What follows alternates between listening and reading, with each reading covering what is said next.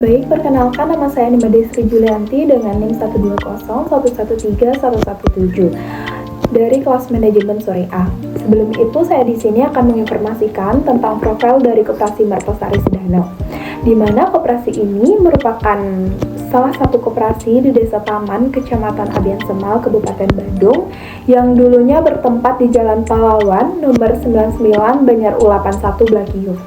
Dan pada tahun 2020, koperasi ini pindah ke Jalan Flamboyan, Banjar Tabah, Desa Taman, Abian Semal, Bandung.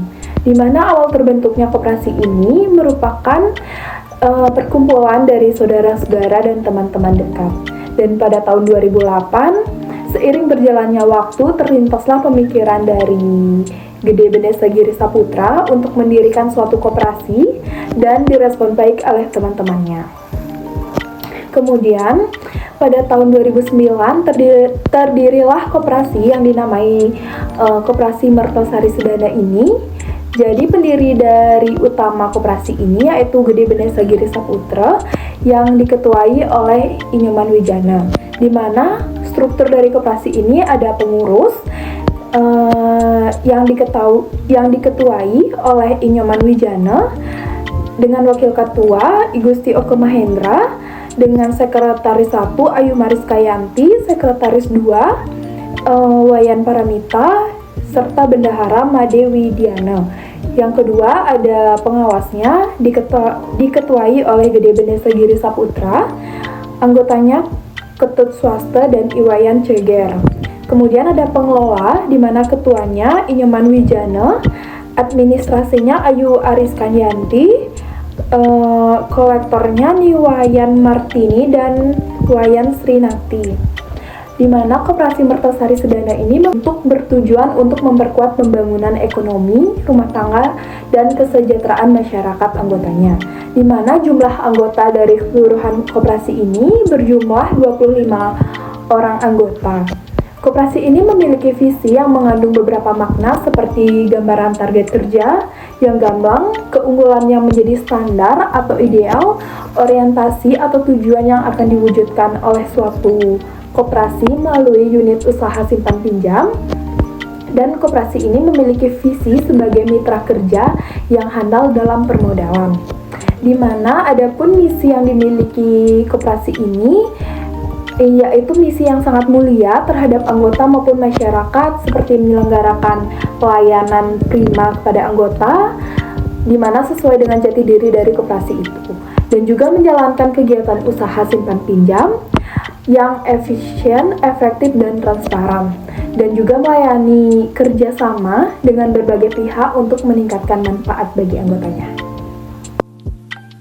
Baik, di sini saya udah bersama Ibu Rizka. Selamat siang, Ibu. Baik, di sini saya akan bertanya mengenai apakah koperasi ini sudah melakukan digitalisasi.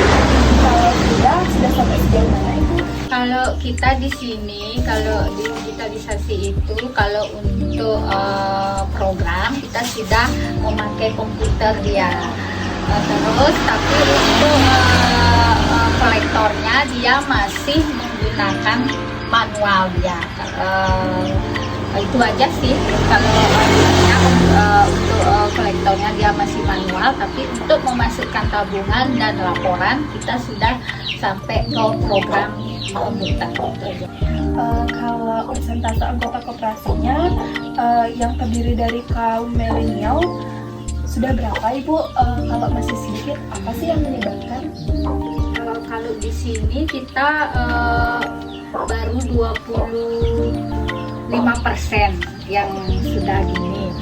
Kalau tingkat gininya itu kita masih mencari anggota agar mereka itu ada niat dan minatnya untuk bergabung di sini.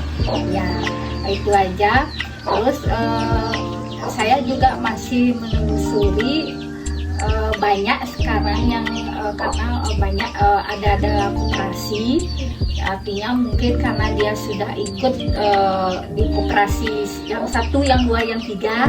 Jadi kalau kita yang masih baru-baru ini untuk diajak bergabung dia masih agak kesulitan karena ekonominya mungkin dia agak berkurang karena waktu masa pandemi itu.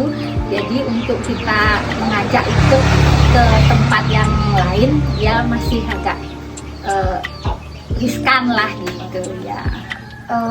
Lalu apa kesulitan Ibu selama memimpin koperasi Ibu atau bekerja di koperasi ini? Kalau kita lihat dari artinya di pasar itu biasanya kita untuk mengeluarkan kredit itu memang sih banyak yang pasti perlu dengan keuangan karena pengeluarannya lumayan. Tapi kalau di sini kita hambatannya itu untuk masalah pencarian pembayarannya, terutama agak sedikit kesulitan karena dia itu merasa di ekonominya agak kurang. Ya itu aja sih tingkat kesulitannya. Kalau untuk masalah nasabah untuk menabung sih ya 75% lah, artinya masih datar, maulah nabung beberapa, tapi untuk mencari kreditnya itu biasanya kita agak sedikit sulit gitu ya.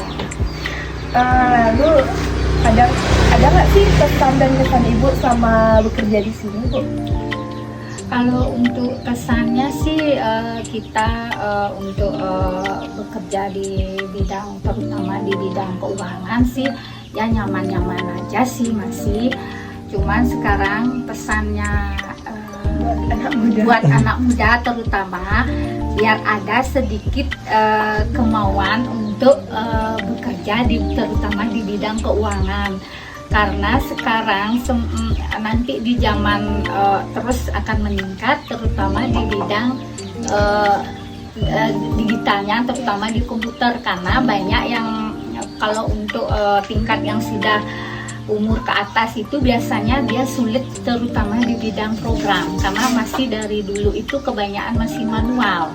Jadi kalau sekarang anak-anak muda itu kan sekarang dari SMP, dari SD, SMP, SMA, dia itu sudah mengenal dunia komputer. Jadi dia lebih cepat lah, karena sekarang terus akan mendatang kita harus perlu komputer, terutama kadang-kadang untuk memasukkan kredit dan untuk memasukkan tabungan itu biasanya itu yang banyak sulit untuk menghafal. Yang saya sudah lewat-lewat yang pantau juga di tempat-tempat lain seperti itu aja. Oke Bu, segitu aja. Baik Bu, terima kasih atas waktunya ya Bu. Ya, sukses.